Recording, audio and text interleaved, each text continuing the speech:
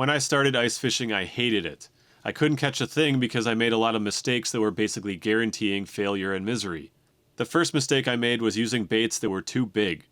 Most fish tend to eat small meals in the winter because their metabolism is so slow. They simply can't process a large meal when their body temperature is so low, so they're lazy and often reluctant to take a large bait. Downsize your jigs and baits and you'll have better luck. Number 2 was not using fluorocarbon line. Fluorocarbon sinks quickly, repels ice and water, and has better sensitivity than monofilament. Braided line is great in warm weather to reduce coiling problems and stretch, but it freezes up and tends to fray on the edge of an ice hole. Special ice braids are better than regular braid, but I still prefer fluoro. Number 3 was fishing in backwater areas late in the season. These areas can be loaded with fish in the early season, but they can run out of oxygen later.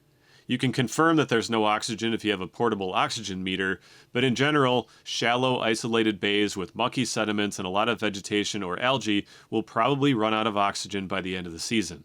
Most fish are forced to leave these areas or die from a lack of oxygen. Number 4 was not stretching the coils out of my line.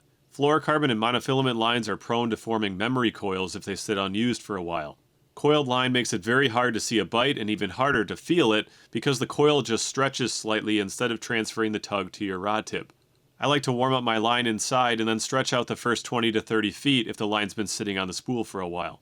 Number 5 was not using a spring bobber for panfish. A spring bobber like this one will seriously increase the number of bites you'll notice, especially if you don't have a sonar unit. A spring bobber clips right onto the end of your rod and allows you to see even the tiniest tug on your line.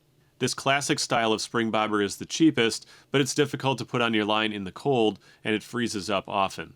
I prefer this style with just a long wire and one ring on the end. They're easy to rig up and easy to thaw if they freeze. Number 6 was being miserably cold. Ice fishing clothing is designed to be very warm, waterproof, and some even contain foam flotation strips to help save your life if you fall in. A nice set of bibs and a jacket is well worth the investment to keep you warm and safe. Make sure to have some warm socks and boots and bring extra layers that you can put on and take off as needed. Speaking of clothing and footwear, ice cleats are a lifesaver when there isn't much snow. They hold your feet up a bit to reduce heat loss to the ice, and they give you incredible traction so you don't twist an ankle or fall. If another angler needs help, you'll be glad you have traction to get to them quickly or help pull them out. Number 8 was not using a sonar system. You can definitely catch fish without sonar on the ice, but it makes a huge difference to be able to see what depth the fish are at or whether there are any fish at all. Being able to confidently say that a hole has no fish after just a minute or two and moving on is so much more efficient than wasting 30 minutes or more fishing where there's nothing but water. You can use a flasher type system or a traditional sonar from your boat or kayak with an ice transducer. Using a camera is even more effective. Those allow you to see exactly what kinds of fish are down there and even get an idea of their size and attitude toward your bait. Number 9 is not anchoring your ice shelter. The wind can turn your shelter into a spaceship in no time, so at least put down one anchor. Kicking snow on the skirt might be enough, but it sucks when you find out that it wasn't.